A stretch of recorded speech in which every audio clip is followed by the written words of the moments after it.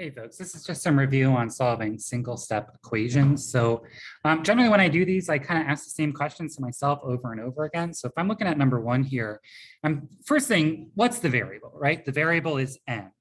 And I ask, where is the variable? That variable is actually over here on the right side.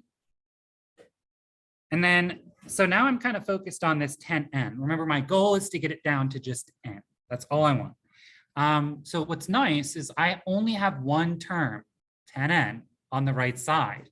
So all I need to do is figure out, well, how do I make that 10 go away?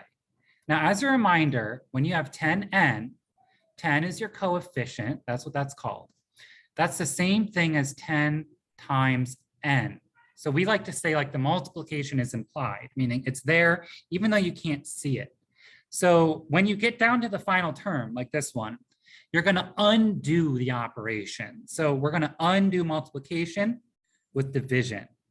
So you'll see I'm kind of dividing both sides by 10. And that's another rule we've talked about a lot as well, right? Like you can do anything you want as long as you do it to both sides. So 60 divided by 10 is 6. And that's going to cancel out the 10 and I'm left with n. And that's my answer, actually. It's that easy. My answer is 6. So when you get down to one step and there's one term, you just undo the multiplication with division and you're done. Next one, very similar. My variable is v, and it's over here on the right side again. This operation is division. This says v divided by 11. And reminder, I'm down to one term. So to make this divide by 11 go away, I simply do the opposite. I multiply both sides by 11. And I'll just end up with negative 33. That fraction's gone, and I have my solution. All right, this guy, a little bit tricky. The variable is n, and the variable is on the left side, right? Now, I always like to think, how many terms are there? I have two terms. There's positive n and negative 3. So I know I want n by itself, so it doesn't make sense to get rid of that term, but I could get rid of negative 3. So I got to think, how do I turn negative 3 into 0? Well, I can do that by adding 3 to both sides, because negative 3 plus 3 is 0. Now those are gone. I'm left with n, and negative 11 plus 3 is negative 8. And that's it. So let's take a look at number 4. A little bit different, right? My variable is still n, and it's still on the left, and I still have two terms.